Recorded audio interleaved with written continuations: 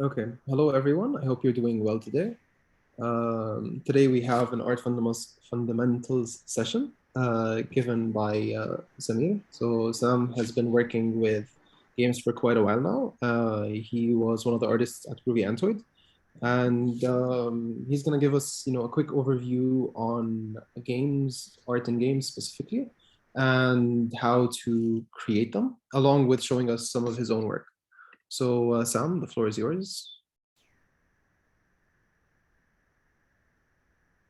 Well, I guess I'm going to share my screen, yeah? Yeah, sure, go for it. Yeah, let's go for that. Share screen. Entire screen, yep. Okay, screen should be sharing now. Let me know if you guys can see. Yep. All right, cool. So let's see.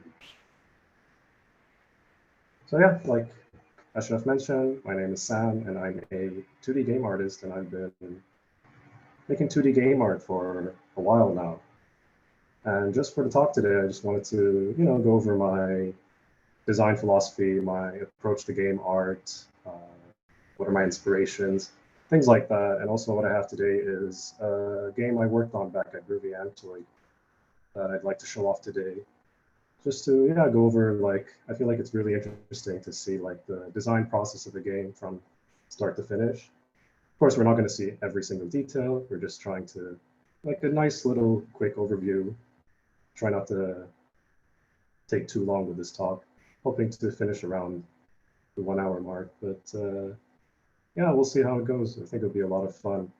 And also during the call, if anyone has any questions they'd like to ask, feel free to ask. This isn't really like a lecture or anything. I'd be happy to answer simple questions. We can have like a little discussion. We'll try not to get too sidetracked, but it'd be nice little, just have a nice little discussion, learn a little things along the way. And yeah, that would be cool. So just wanted to talk about how I started. And I've always wanted to make game art ever since like high school, like even way back in high school. So just to give an idea, right now I'm 30 years old. So high school was like around 15 years ago. It feels so old right now when you say it out loud.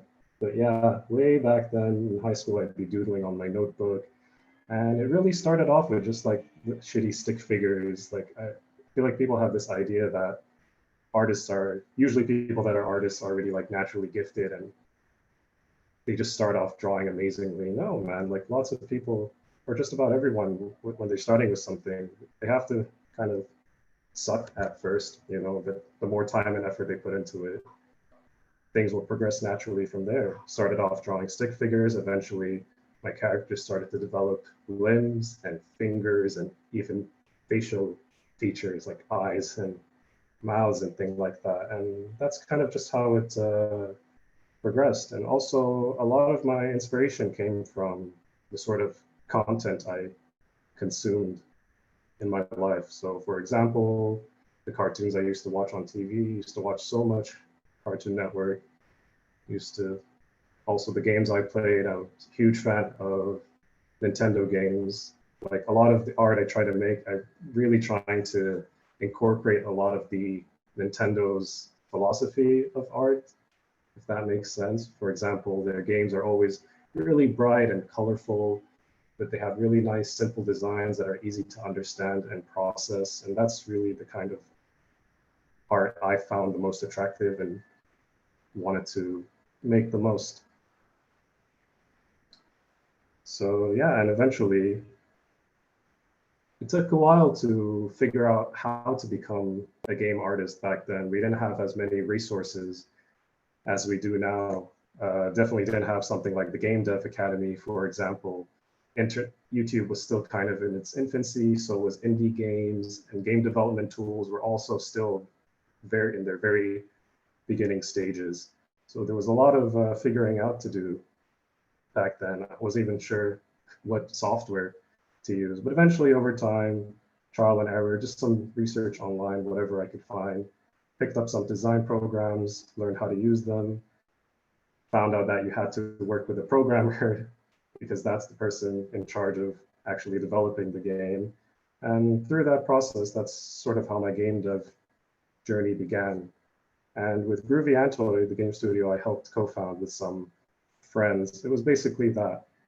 Some friends we met, we had similar interest in games we played and things like that. So we decided to get together and try to make games together. And the games we wanted to make were always like really, we wanted to make things like Nintendo games. We wanted really colorful games, but also kind of weird and different, like kind of how Nintendo would put out games like Pikmin, if you guys are familiar with that one, where you go around finding these little alien creatures in the ground, you pop them out and you'd use them to fight other creatures and solve puzzles and stuff like that. Maybe I should have prepared slides for those, but yeah. So at Groovy Antoid, a lot of the games we made were actually game jam games. I can start showing off a few of those right now, actually. So Fat Bunny here is one of the games, actually one of the first games we properly sat down, developed, and made at Groovy Antoid. And Fat Bunny was a game jam game. So for those who, I'm sure most of you are familiar with what a game jam is, but just in case for those who don't, a game jam is a game making event which usually takes place around 48 to 72 hours, pretty short, usually just takes place over the weekend. And it's usually just small teams that get together and try to make a game in that short period of time. And also almost always based around a theme that's announced at the beginning of the game jam. And in the case of Fat Bunny, the theme was, I remember this was for like, might have been something called the Arabic Game Jam. Now this was before COVID, when game jams were these local events. You could go to physical locations and meet people in person. I think those days are slowly coming back, but yeah, lots of fun, those events. And the theme for this was, if I remember, there was some Arabic quote, which was like, those who live in holes will not see the mountains, or something like that. Pretty sure I remembered it wrong. But based off of that, we came up with this idea for a game about a bunny, a fat bunny. Here he is in the hole. And the idea would be for him to jump up the mountain while avoiding the slopes, because before, when the bunny would land on the slope, because he's fat, he would just fall back and you would lose. But people weren't really getting why they were losing, so we just added spikes. It's a bit of like a band-aid solution to a game design problem. It's something we can talk about later, because part of game art is also trying to communicate what's happening to the player through visuals. There's another game we also made at a game jam as well. This one was called Wave Escape at the time, later changed to something called Boom Boat. Got this little boat that shoots cannonballs, which was something that wasn't part of the original design sketch. It was just initially a game where you would avoid enemies, but then it became more action focused and would actually fight enemies. And the theme for this was waves. And we just took it very literally. A lot of people took it like enemy waves, you know, so they would just make a game where enemies would just keep coming at you in waves. But here I wanted to have like literal waves in the game. And the cool thing about this is that you can actually travel up and down these waves, and that would actually give you an advantage depending on the enemy you're interacting with. So for example, this tentacle would come at you. So you would ride up this way, and then you could jump right when it's down here. Really, really happy with the way this game turned out. Visuals, everything really nice and colorful. And this was also something we worked on called Wavy Tube Man. I don't know if you've ever seen those like inflatable tube people that would just like flop around wildly.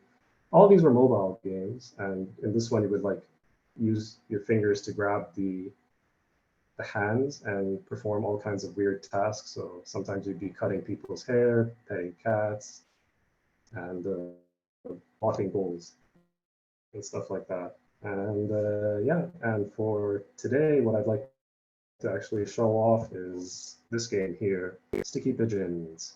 And Sticky Pigeons was also a game jam game. I'm trying to remember what the game jam was that we participated in. But what I do remember is the theme for this game. And what I have here is the original sketch for the game. I wonder if it like surprises people when they see like the final art versus the sketch. And now it's like, oh wow, look how rough and terrible this looks. But yeah, it's just you know, just to put some basic ideas down, get a quick idea of what's sort of kind of thing you're going for here. Just sketch some, explore some design possibilities and things like that. So for Sticky Pigeons, the theme was balance. And what came to mind was this episode of Mythbusters where they tested this myth where it's kind of this thing that often happens in movies where a car would be speeding around on a mountain road and then something happens like the brakes fail and they would lose control and just break through the barrier and slide right up to the edge and just teeter over the edge of the cliff like so. And then all of a sudden a bird or something would appear. They would breathe a sigh of relief and then yeah, the bird would appear, land on the hood of the car and they would go crashing down. And that's what we tried to make a game out of here. And originally, the game wasn't a PvP multiplayer type game. It was originally a single player game. I don't have a sketch. Actually, yeah, this little section right here. Actually, if someone can tell me, I'm not looking at the chat right now. Can you guys see my computer cursor? Yeah, it's on the right, correct?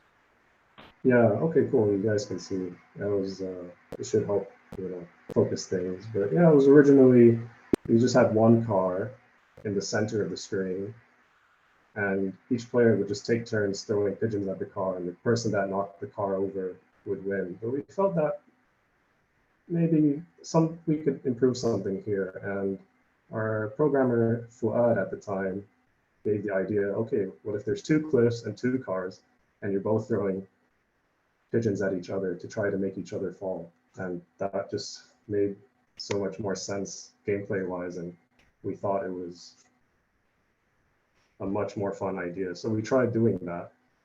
So just the rough sketch here, got some ideas for characters, was sketching how I would want the limbs to sort of bend and operate, some kind of basic expressions for the characters too. Maybe as the car is tilting more and more forward, they would get more and more scared and worried. And also just trying out some collider shapes to see what are some things that might work better than others. So we've got the sketch, and then we'll just clean up a little. Oh yeah, I wanted to mention too, this was all sketches I did on my phone. I don't know if anyone knows about the Samsung Note. It was this phone they made which came with a Wacom pen. Wacom's that really popular Japanese graphics tablet maker, and they actually made the paint. Excuse me. They made the pen for Samsung's phone. So I was able to do a lot of sketching and doodling right on my phone. And then after that, would just sketched out a simple scene, just, you know, tried to place things in places where I feel would be best for the game. And then what I would do, I would take this sketch, I would put it inside of Illustrator, and then I would go over the sketch and polish things, make everything nice and clean and tidy. Also do some more fine tuning in terms of the position of things and the size of things. Always have some leaves in the background and some details. Always adds a nice atmosphere to the game. And this is what I eventually ended up with the game. So what I'd actually like to do now is show off the game inside of Illustrator, which is my design program of choice. Wondering if Uh, I'm able to, do you yeah, mind? go. What's I have up? a question from Ronald. Is that fine? We take it now before you start that? Sorry, could you repeat that? We have a question from Ronald. Do you mind if we just take questions before you start showing us things in Illustrator?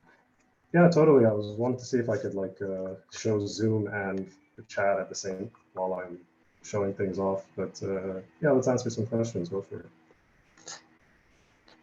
Well, my question is, were you involved in the gameplay design, or they just give you how the game plays and you try to come up with the concept?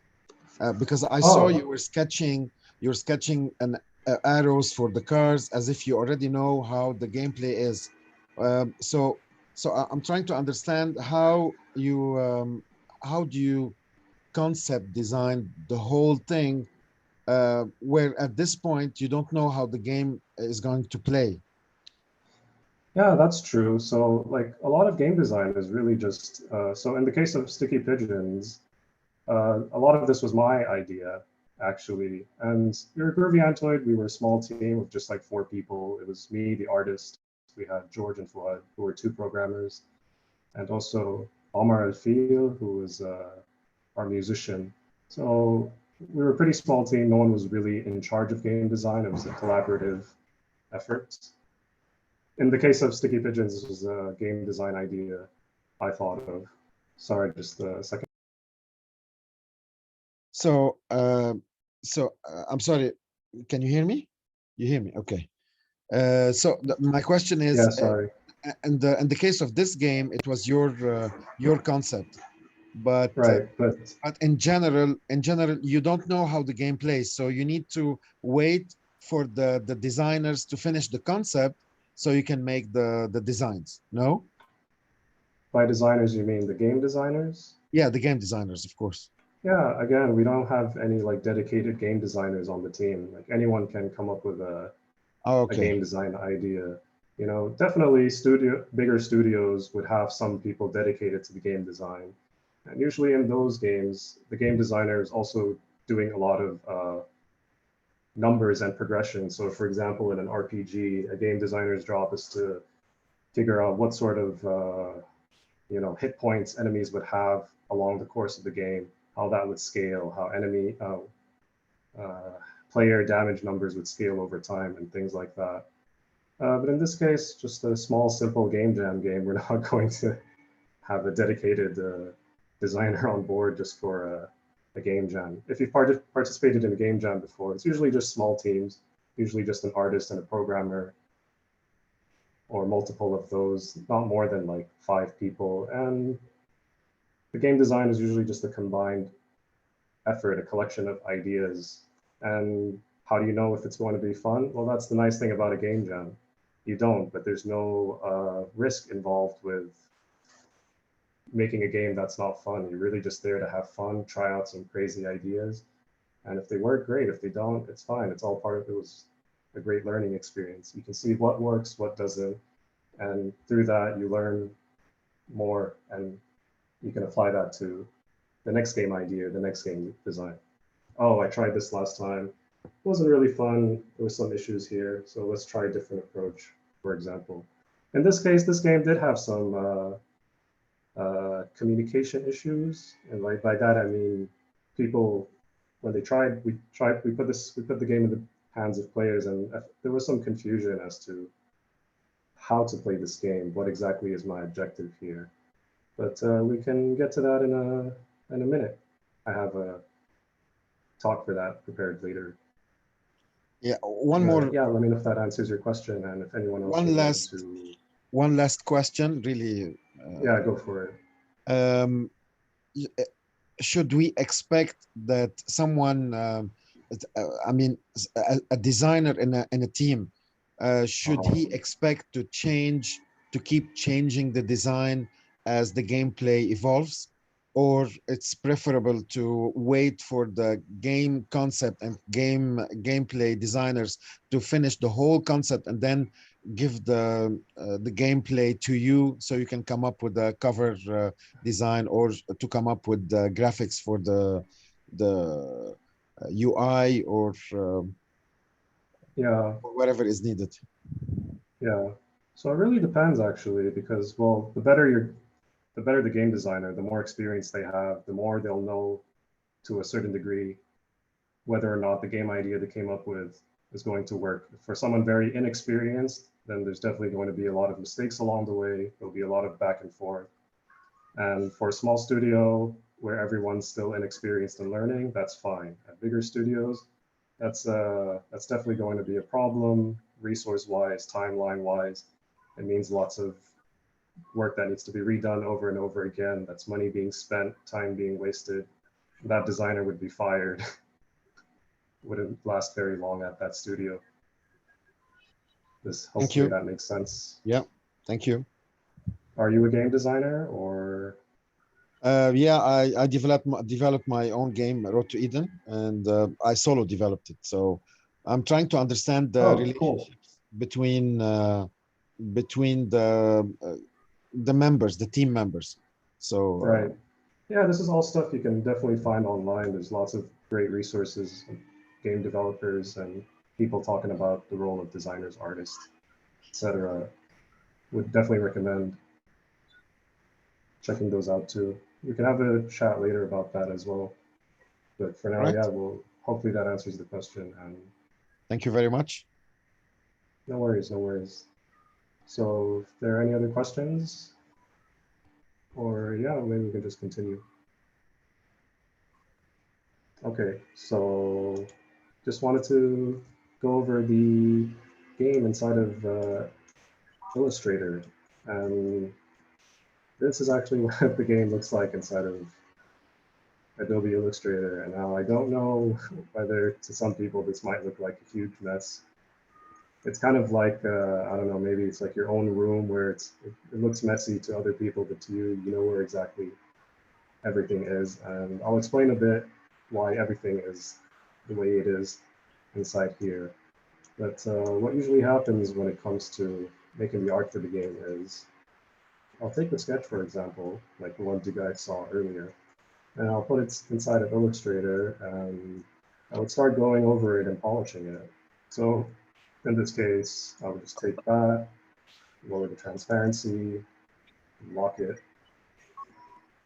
And then let's say, okay, let's start with the car. So we'll just take out the circle tool, draw a quick circle. Why is it invisible? Oh, okay, there wasn't a fill applied.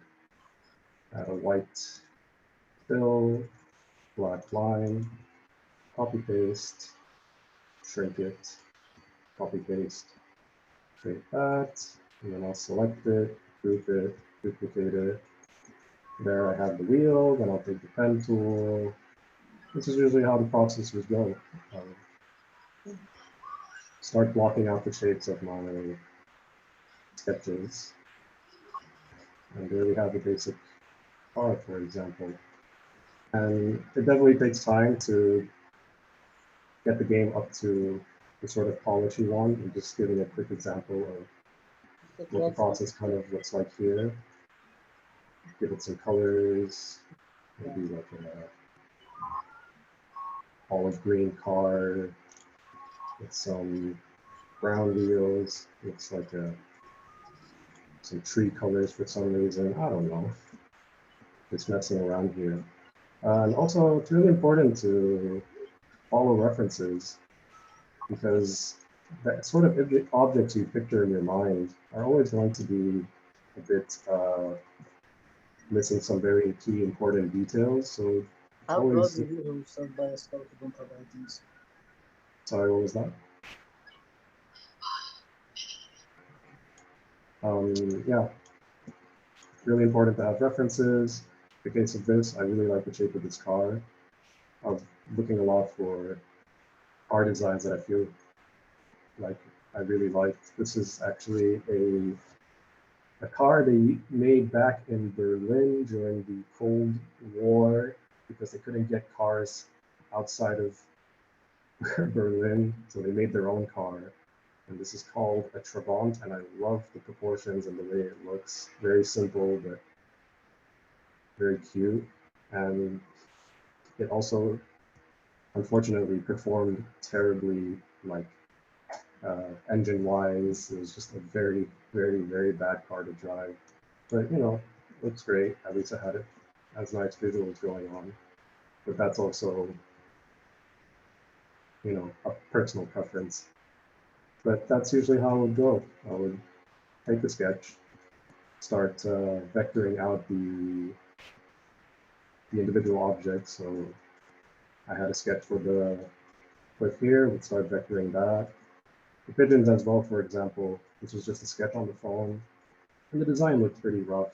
And as I'm designing something, I'll always try to see what I can do to simplify the look and feel of the character or the design. So for example, we have our sketchy pigeon here. And then we have the polished pigeon. And some of the design choices I decided to do, for example, was trying to remove unnecessary details I feel were just making the design busier than it needed to be. So I drew these feather waves, decided to remove that, just streamlined it. It was like a line for the beak. Felt like that wasn't needed, just drew a rounded rectangle. And yeah, just also tried to make the shape more round and circular. One thing I really like to see in designs is how round and compact they can be. There might be might remember some kind of like design word for this. Right now I'm just gonna call it like compacting your design. So usually what I'll try to do is try to make something fit inside of a sphere or a square. And that's usually ends up giving me a much cuter, compact, more efficient design. Yeah, I'm gonna go with that, which I think we can agree gives us a much cuter, more attractive character overall. But this is my personal design philosophy. There's definitely all kinds of approaches to making game art, and this is just my personal approach. And the reason why I chose Adobe Illustrator is because it helps me make the kind of art that I want to make. I'm not saying that you definitely need to use Adobe Illustrator to make game art. No, you can use just about any software you want to make game art. And the important thing is to find what works for you. So that's something a lot of people will wonder about. A lot of people ask, what is the best software for making art? And honestly, that really depends. There's a lot of factors to think about before picking a software. So for example, if you are someone who wants to work in the industry potentially, then in that case, it would be worth looking into industry, what's the word?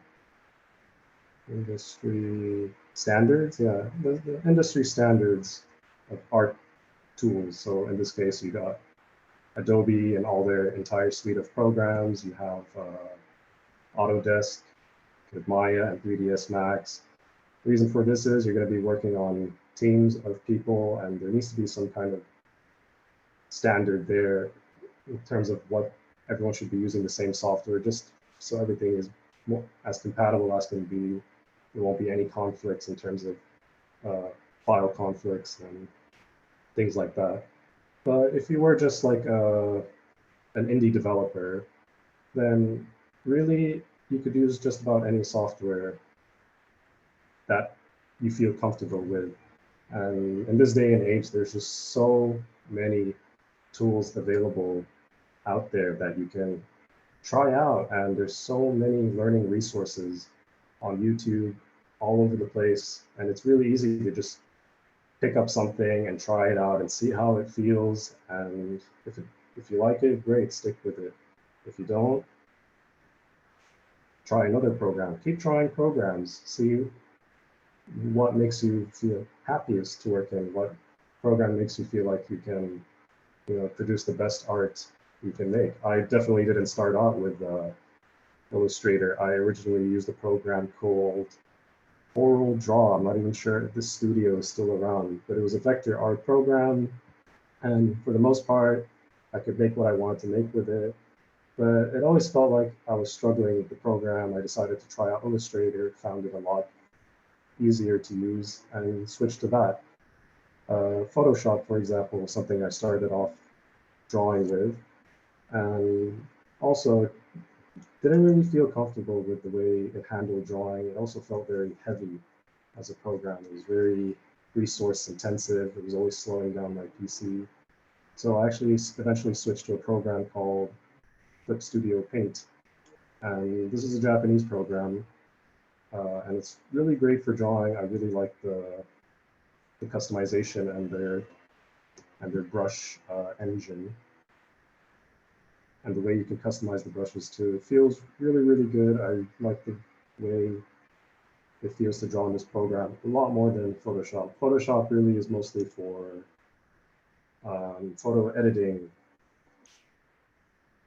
which has so many tools for photo editing. So lots of filters and effects you can add and manipulate. What I feel like is Photoshop is best for. But for drawing, really happy with Clip Studio Paint. So yeah, when it comes to picking a software, really just try a whole bunch of things, see what works for you. And even if it doesn't, just sorry, I'm losing my trail of thought here. And even if it doesn't, there's always more software out there that you can try. You don't have to like commit to one. It's always okay to switch around, and there's always resources online to learn how to use other softwares as well. And also with the nature of game art, they're always coming up with new tools to make game art with. Like there's some stuff I'm using now which didn't exist before that I'm using to make game art with. And it's all part of the learning process as a game artist, is learning all these cool new tools. And the reason I picked up Illustrator is because, well, for the art I wanted to make, I wanted really clean lines and very perfect geometric shapes, which is something you could draw by hand, but it would be really hard to get this level of perfection. Like I actually sketched this out inside of Photoshop, and it depends on the game you're trying to make. Again, at the end of the day, if I wanted to make something like this character Frank inside of Photoshop, it's going to look kind of rough and messy, and it would take a lot of time to draw perfect and clean lines. And then while Photoshop does actually have vector tools, which I'm not even sure how to use properly, it's just not as efficient as it would be to use vector tools inside of Illustrator. Not saying you shouldn't be using Photoshop for your art. Absolutely, it depends on the kind of art you want to make. So for example, Photoshop would be great if you wanted to make a game like, let's see, Ori? What a game is Ori and the Blind Forest. You are definitely not going to be drawing this type of art inside of Illustrator. This is all the work of hand-painted brushes inside of like Photoshop or even Clip Studio Paint. I don't even know what they use.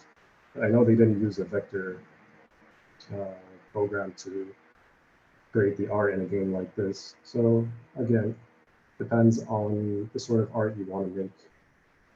And that's how you decide which program you should be using.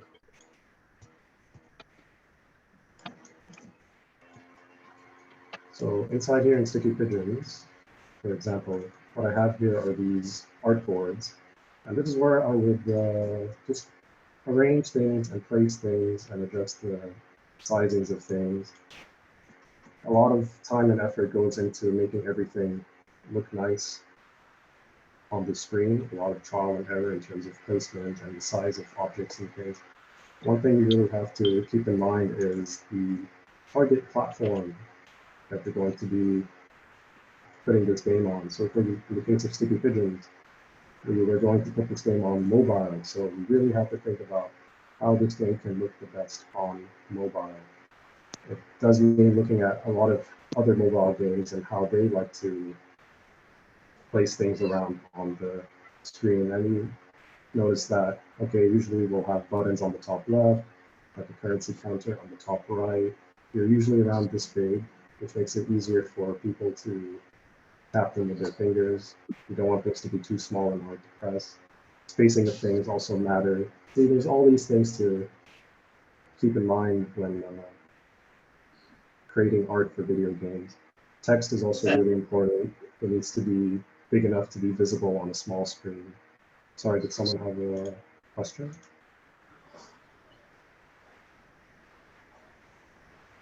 Hello? Hello. I have a question in the chat actually. Oh, sorry, I haven't been checking the chat. No, it's all good. Most of it is just chatting. But okay, so Roa asked, as the artist or designer for the game, how do you actually prepare the files to give to the developers, and in what format do you do that? Yeah, so I will get to that actually, because that's something I also had to figure out starting out. So if it's fine, I can continue a bit, and I will answer that question in a minute. But if there's another question I could maybe answer, or are we cool? I think we're good for now. I don't think I saw any other questions. All right, cool. But yeah, the question that was just asked. So that leads us to all these little squares around in the screen, right? And the reason for that is, well, this is actually one of my favorite features about Illustrator, is that I can create all these, what we call artboards, and they're just basically individual little canvases. And it's kind of like Photoshop, where you have this canvas here, and that is what we would call like an artboard or a canvas. And Photoshop does support artboards, and it's not something I use often, so I'm actually not exactly sure where it is on the toolbar, but you can create also these individual windows, but it becomes really hard to keep track of where everything is. Whereas in Illustrator, it's a lot simple and smooth to create multiple artboards and put your art assets onto it. So in the case of this, after I'm done creating the art, creating the layout and the concept art, I would start taking the objects in the scene, in the concept art, and I would prepare them for export kind of like this. So for example, I would take this telephone pole, I would put it on the side, I would create an artboard for it, and then I would export that as an image. And that's the process that is happening here, basically taking individual parts, putting them inside of an artboard for export. So we've got this envelope here, which is like a feedback form for players, a little gift box that goes here. And one other thing are these signs, these panels. And here's something that's really interesting about video game art, is that, especially for mobile game art, it's really important to be efficient and very optimized. And what that means is you don't want to export so many assets. So in this case, you might think that if I wanted all these buttons in the scene, I would have to export 1, 2, 3, 4, 5, 6, 7, and then 8, 9, 10, and then 11, 12, 13, 14, 15. No, that's way too much art and not the most optimized way of exporting your art. So one cool little game dev trick is that what you can do is export just these small little squares. So for example, we have our white square, plain white square, green, blue, red, yellow, and putting these in the game engine, I'll show you guys in a minute how you can set it up so that once you're in the game engine and set up, you can actually take these little squares and create all kinds of shapes and sizes for any sized UI box that you need, all using this one small square. And it's really important for that inside of game development, especially for mobile games, because you don't want hundreds and hundreds and hundreds of image assets, which can really weigh down the game in terms of file size, and that makes it really difficult to download something that should be like a 50 megabyte download, but because of all the unnecessary art inside of it. would easily balloon to hundreds of megabytes. And this is actually something that happened with us in Fat Bunny. There's just way too much art inside of the game, and the download size for this game on iOS was around 600 megabytes, which was insane for such a simple 2D game. So we learned from that and worked hard to make sure our game is as optimized as possible. So that means exporting a very few amount of squares and using these to create all our UI inside of the game. And yeah, for example, here, this button here, for example, is just this white square stretched horizontally. This one is the square stretched, vertically, horizontally. These are all made up of this white square. Not here in Illustrator, inside of the game engine. But before I get to that, I also just wanted to take a quick look at the characters. I have a separate file just for the characters. And something that this also is part of the optimization process for the characters in the game. Because when it comes to animation, you might be wondering, oh, how do we make the animation for our characters in the game?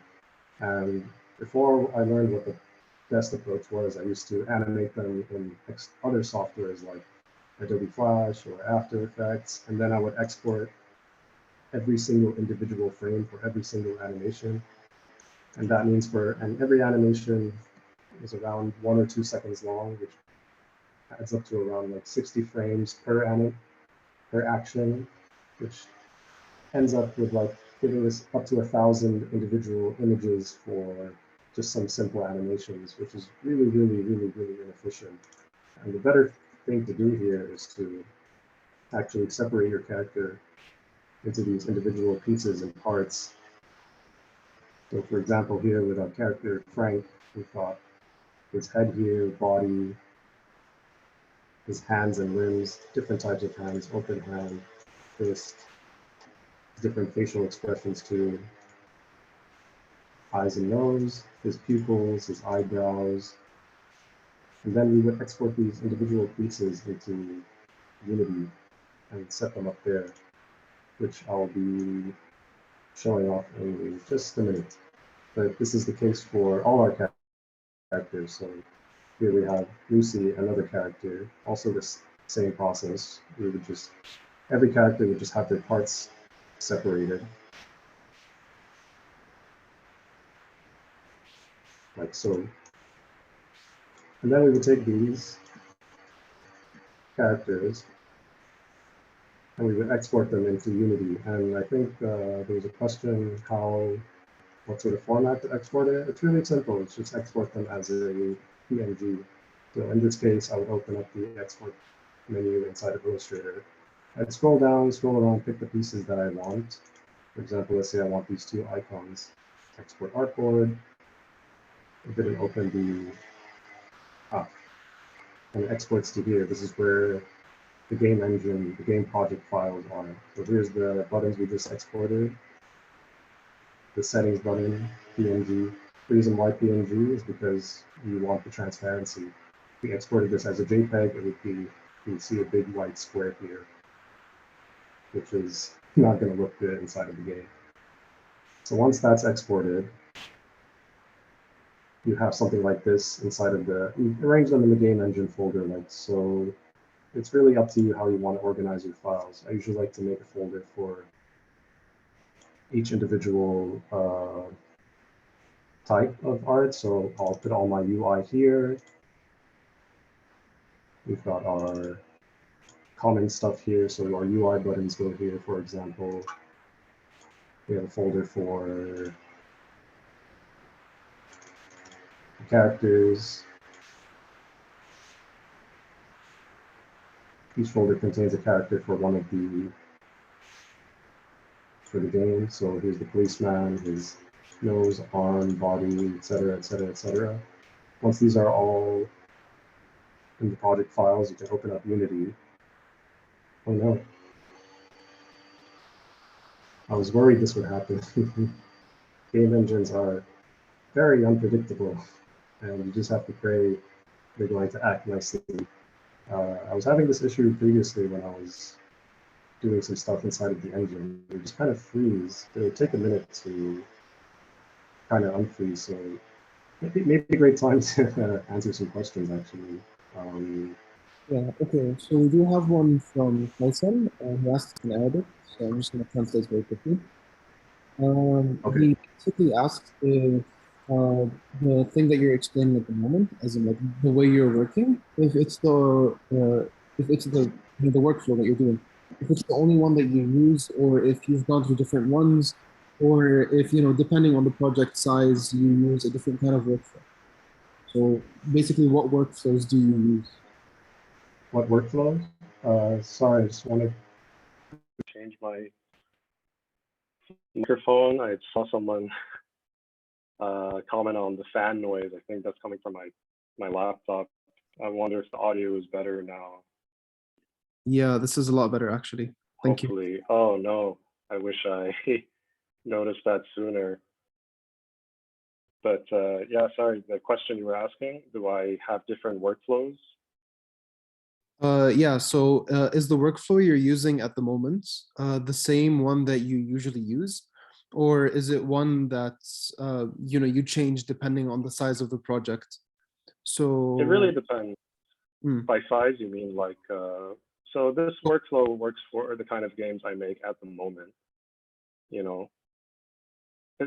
really depends on the type of art I want to make. If I want to make vector art, then this is the workflow I'm going to follow. So usually it starts with sketches on paper, on my phone, for example. I would take that, put it into Illustrator, and start vectoring things. But sometimes I'll make games with pixel art, and for that, I don't do that in Illustrator. Illustrator is not really suitable for stuff like pixel art. I would use something like Clip Studio Paint, for example. And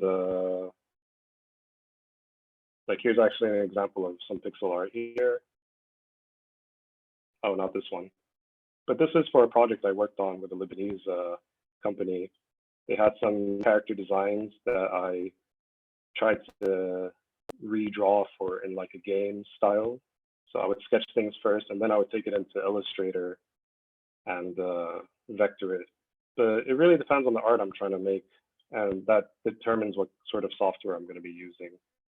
Hope that makes sense. And also, I think I just noticed some people mentioning about the sort of export options. Some people choose to keep the sprites in SVG.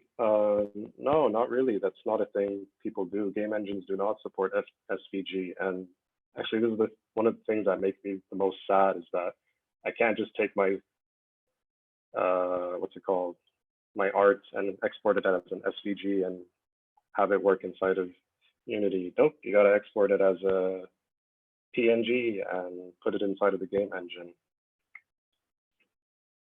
That's just the way it is. I'm really hoping engines get SVG support, but I think it's just not efficient, because what the game engine will have to do is try to work with all these little individual points and vectors inside of the art, and I think that can be really heavy on the game engine, whereas working with a 2D sprite is just a single rectangle with an image drawn on it. Just for efficiency reasons and compatibility reasons, game engines do not support SVG. You just have to export the PNG. And people might be also wondering, what size do you have to export? And in the case of mobile games, usually you want to target something in the full HD range. So in this case, my canvas is, oh, this one's a bit larger, 1440, 2560. It's a bit higher than QHD. I wouldn't necessarily recommend it because it does make some file sizes too large, but I won't export a size beyond what I can already see on my screen. So this pigeon, for example, is 86 by 68 pixels. That's as big as I'm gonna export it, not any bigger, because that can really make the game really big file size wise. Always trying to keep things nice and light and optimized. But yeah. Let me just see if Unity is working now. Yes, Unity is working now. Excellent.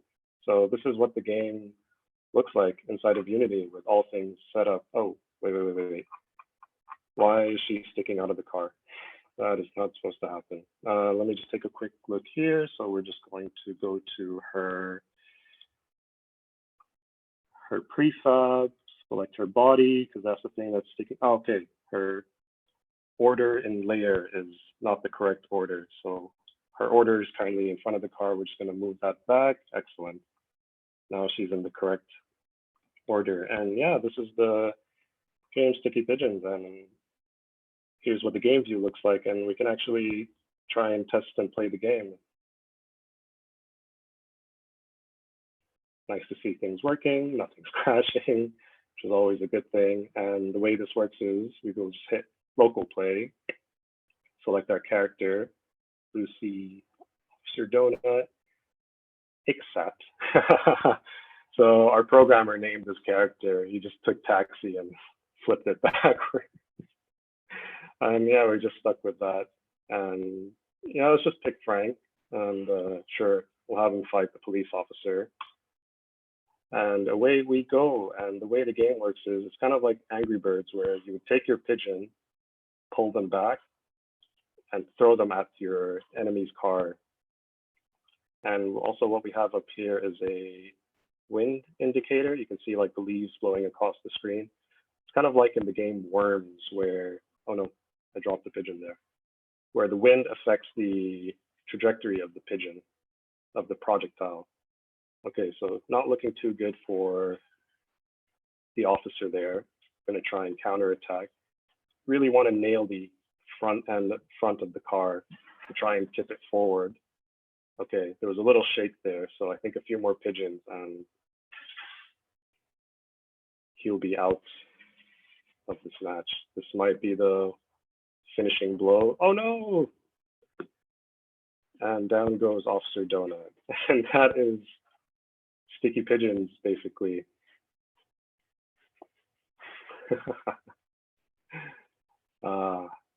So yeah, that's just a quick demo of how the game works. And I also wanted to show off what the game looks like, the characters in the game look like, how they're set up. So this is our character Frank, for example. And like I mentioned earlier, inside of Illustrator, Frank is made up of lots of individual parts. And the reason for that, for optimization reasons, is we want to be able to create all kinds of animation using just these parts and not any more than that. So for example, here we have this animation of Frank waving. It's a very simple animation, 2 seconds long, 120 frames, 60 frames per second. So that means if we animated this inside of a different program and exported 120 frames, that's 120 individual images just for this one short 2-second animation, which is ridiculous. Here's a cheering animation. This one is around 60 frames. So imagine these start to add up, 60 frames, 60 individual images here. An idle animation is 240. This would really easily start to kill your games, like increase your game's file size incredibly. So what you really want to be doing, especially for mobile games, is to separate your character into individual parts. And then we'll be animating them using keyframe animation. And this is all this data down here is what we call keyframes. And this is actually the way people animate inside of lots and lots of different types of software. What you learn here is actually software, for example, in Adobe After Effects, inside of Unity here, even in all 3D software, it all works with keyframe animation. I'll actually do a quick animation example, but just wanted to quickly show separate parts that Frank is made out of. So his body is one piece, that doesn't move. His head is one piece. He's got his pupils there, nose, mouth. And as I animate, I'll animate the position, the rotation, and the scale of all these individual objects. I would set them as keyframes here. That way I can create, oh no, this is horrible. Create the animations I need for our characters just using these individual parts without exporting hundreds and hundreds to thousands of animation frames. Would swap out the mouse for the types of, for different mouths I've made inside of Illustrator. And yeah, let me just undo all that. I don't want to break his animation, but I could always reset it later, but let's not. So it's actually really easy to, oh no, I think I might have missed an undo step. It's okay, we're just gonna move that, pretend nothing happened.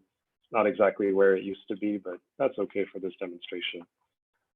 We have Frank here, and we're just gonna make a simple animation of him rocking back and forth. So here, I've selected his body.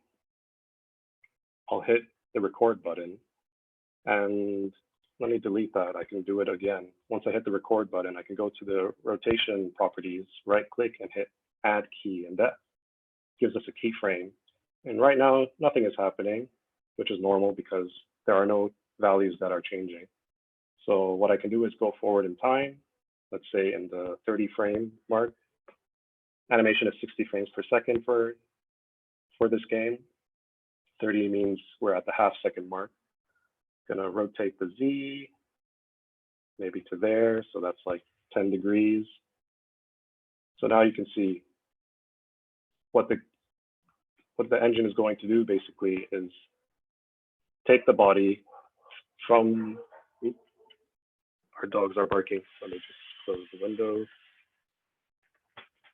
Okay, it's going to take Frank at 0 degrees and over time, rotate them to 10 degrees, and then I'll set another keyframe, make him go -10, and then go 30 more frames and set him back to 0.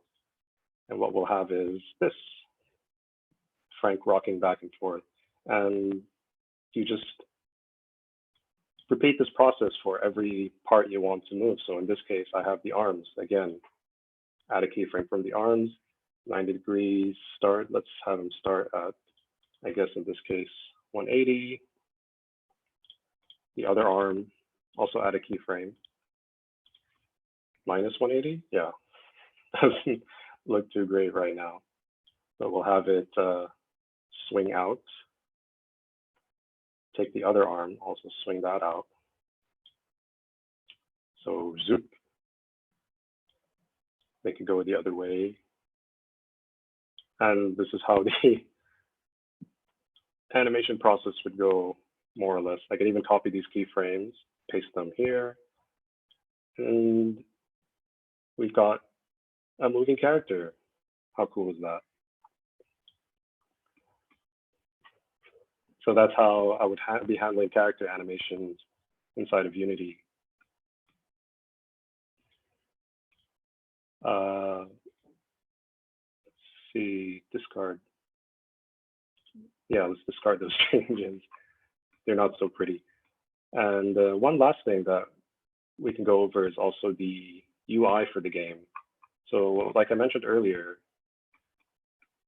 the reason why we want to export these individual squares here is because inside of the game engine, we can apply a cool setting which allows us to stretch it out to any shape and size we want, which means we only have to export one single PNG to create all the UI inside of the game. So for example, this is made up of that little square. This is also made up of that little square.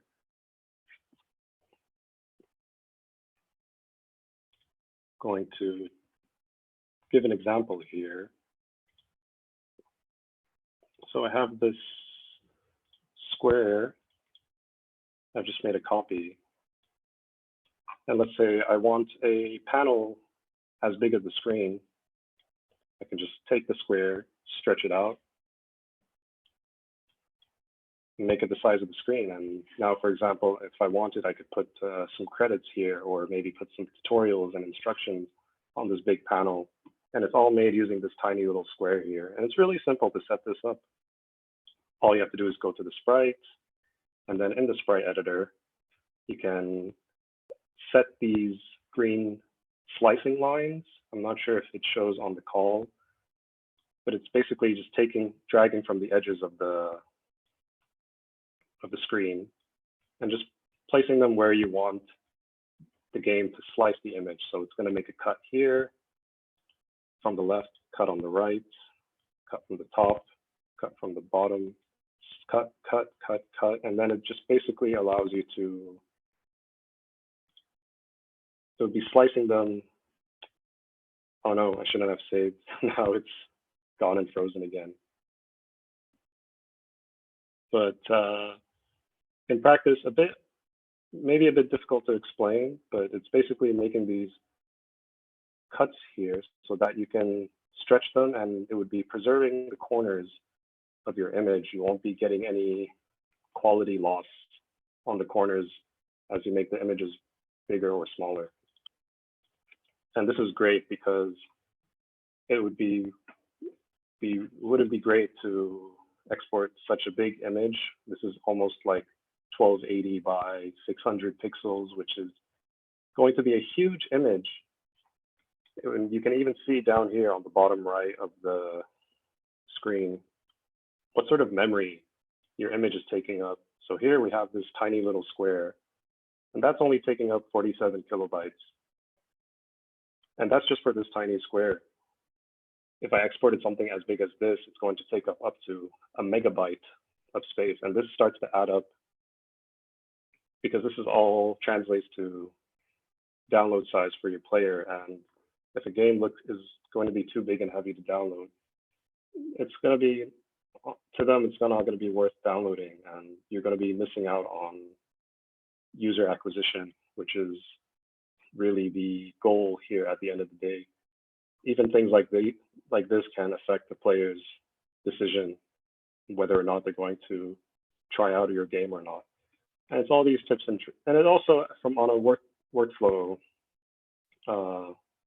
basis, it's just a lot more efficient to make everything out of one square. So that way you don't have to export a whole bunch of different types of buttons. You make a change, if you decide to change the design over down the line, you're going to have to edit every single UI box you made, when in this case, since all the UI boxes are made out of one image, if I change this one image, then they'll all change subsequent. And for the most part, that would wrap up the things I wanted to discuss for today's talk. Hope that's been in-depth enough experience for everyone in terms of how we come up with game ideas and how we create the art inside of our design tools of choice, and then how we export the art into our game engine of choice, and how we decide how we set up our art and how we animate them, and also how we try to optimize things as much as possible in terms of animations and UI and things like that. Yeah. Oh, wow, so many messages. But if anyone would like to ask any questions, I'd be happy to answer them. Yeah, please go ahead, Ronald. I saw when you pulled the character apart, I saw the upper arm, and can you hear me? Yes, I can hear you. Let me go to the character. Yeah, when you pulled the character apart, I saw that the upper arm and lower arm had a black border around it. But when you put them together, they merged. So is this Yes. something? Is this something to consider while making the design, or it's part of the engine and the engine does it automatically? Yeah, so a couple things that's happening here that can happen here. Excuse me, let me just take a sip of water. So what's happening here is a very low tech way to. I'm surprised you noticed this. It's really cool. What's really happening here is just there's a sort of sandwich going on where I would have an outline behind the art. So this would be Is this sitting behind automatic? Is this the actual automatic, or art. is this something you created? It's just a very simple setup inside of Unity. All I did was I got export, it. Okay. the hand, for example, and then the outline of the hand, and I would just put this behind the hand.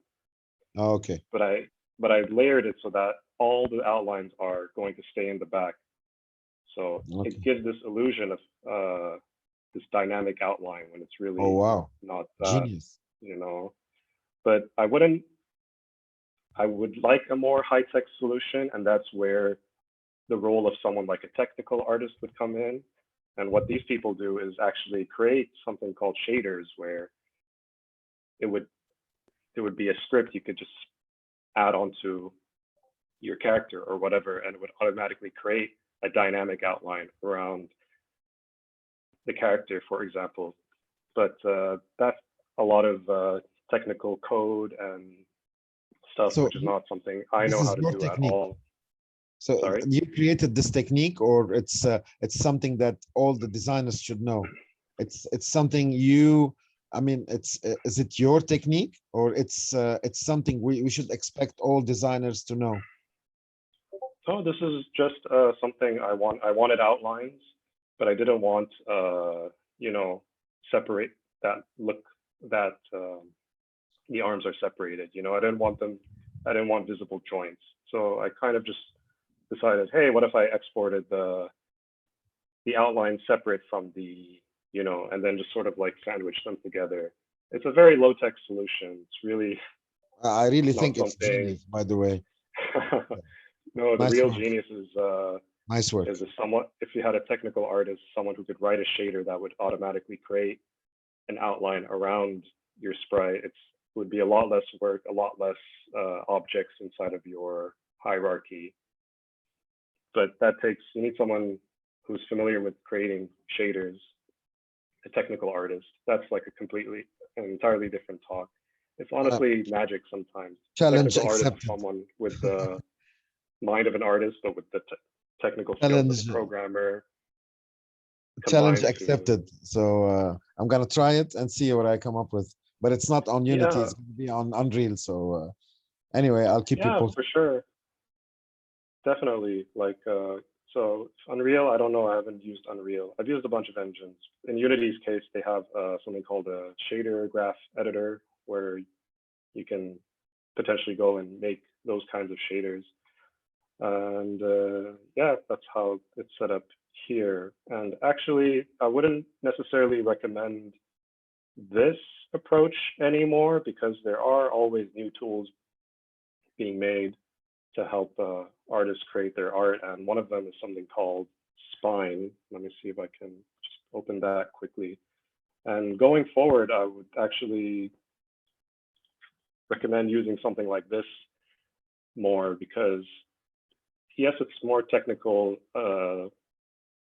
program to learn, but what it does allow you to do is create these really interesting deformations in your sprite. So I have this test character, and where things are a bit different is in a way that's similar to 3D. You would be creating like a skeleton for your 2D character.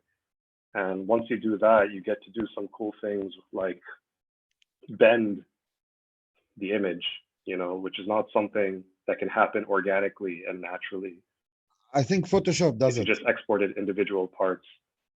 I think So using Photoshop this, does it. If you want, Photoshop does it.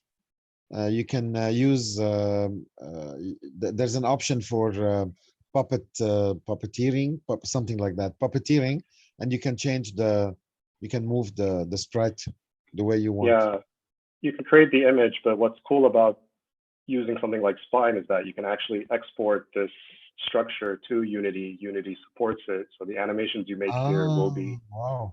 Okay. will be supported inside of Unity. You're not exporting hundreds and thousands of individual animation frames. It's taking the raw animation data, so just the rotation, position, scale,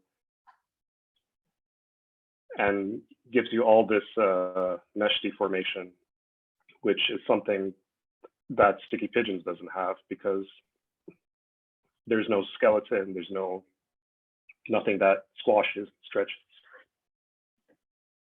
So this is a more modern, high tech. I don't think it's so high tech, but it's just a really cool tool that I definitely recommend learning. Spline is actually quite expensive. I have a cracked version here. Adobe, I'm actually paying for. But if you guys want to do some skeletal deformation stuff, Unity actually supports that, and it's built in and it's free. It's not super advanced, but for simple things, it gets the job done. I think if I just Google Unity 2D skeleton. Oh, great. There's even a Brackeys tutorial for it. So yeah, you're more or less 15 minutes away from learning how to do it. I love this guy. His tutorials are great. Learned so much from him. I'm sure lots of people have as well. And yeah, what about, would anyone else like to answer any questions? That's mostly what I have prepared for this talk. So we can just have like a nice conversation for now. Just like, yeah, go ahead, Wally. Hello, I just wanted to ask something. Does the game designer come up with the design of the characters, or is it up to the artist to come up with the design of the characters and create them? Really the artist's job, but in a way it also could be anyone's input, but no, generally it's the artist's job to come up with the look and design of things. That's kind of what they're being paid for. You know, you're not paying your game designer to come up with what your game looks. That's not in the job description. The game designer's job is to come up with fun and interesting mechanics. But sometimes that does mean suggesting a look and feel for something that the artist would try and take and translate into a character or an object or something like that, for example. But otherwise, no, it's primarily the artist's job to come up with the look and feel of things. Designer's job to come up with the game mechanics and progression numbers and stuff like that. Yeah, okay, thank you. And yeah, looks like someone has a quick question about how to export things. So it's pretty simple in Illustrator. You create an artboard, you put your image on it, and then go to the export menu. Select the image you want, the file type you want to export in, which in this case, almost always PNG, almost never JPEG. We want that transparency, we want that crispness. And you just go ahead and export it, put it inside of your game engine, and set it up there. Hope that answers your question.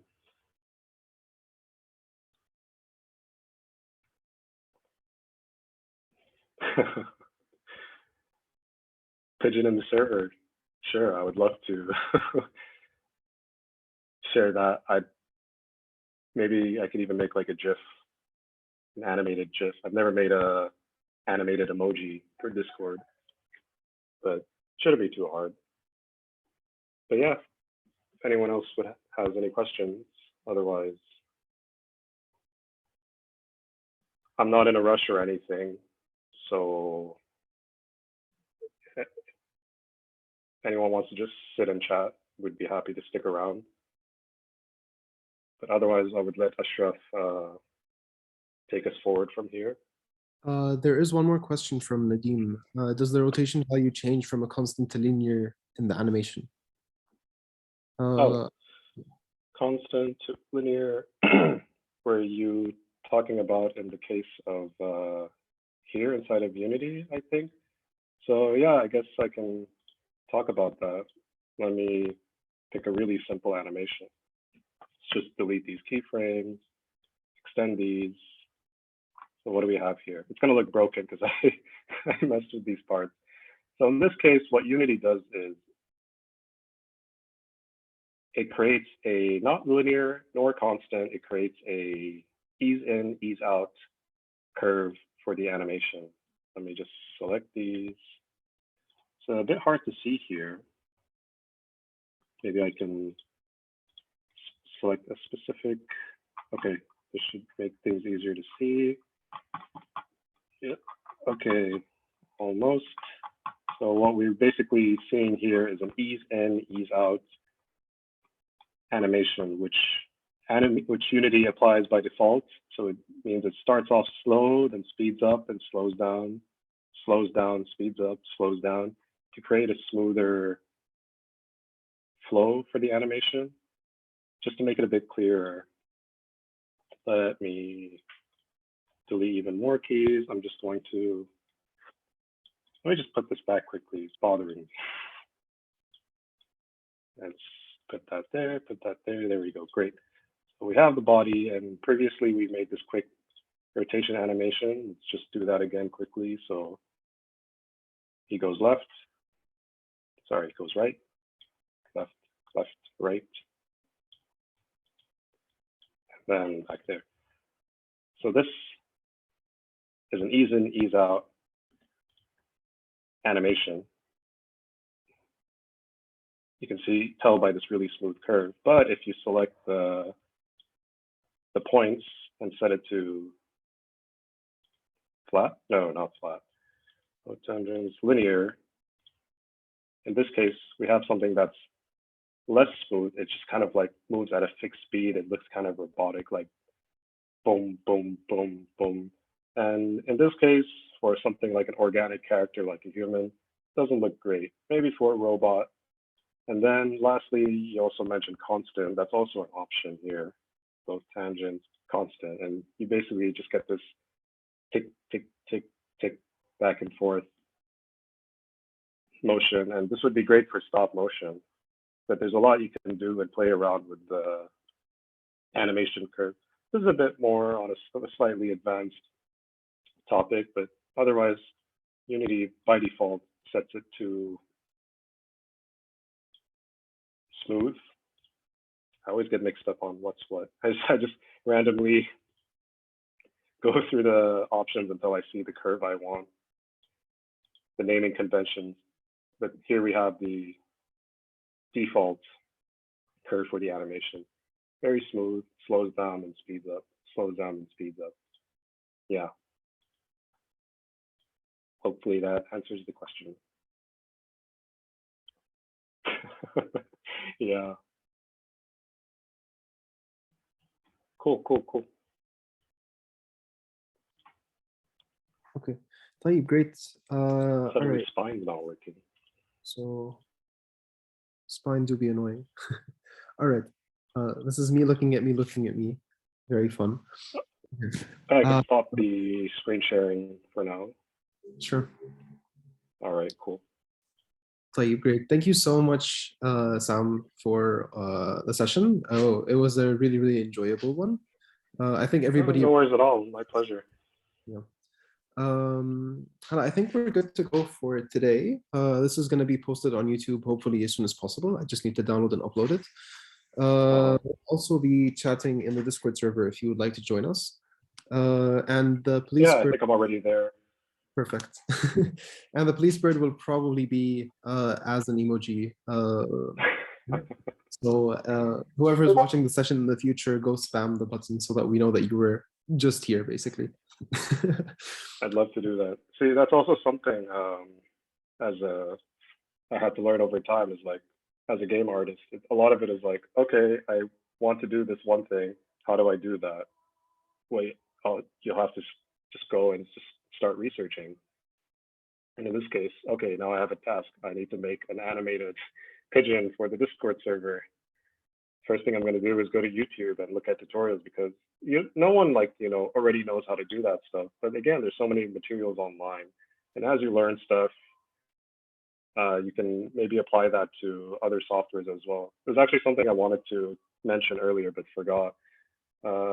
People picking software in the beginning and aren't sure what to stick with, that's perfectly fine, because even the stuff you learn in one software, if you decide you don't want to use it anymore and use something else, a lot of those skills are transferable. So it's not like you're starting from zero. There's still, enough there that you can take over to a different software and continue where you left off.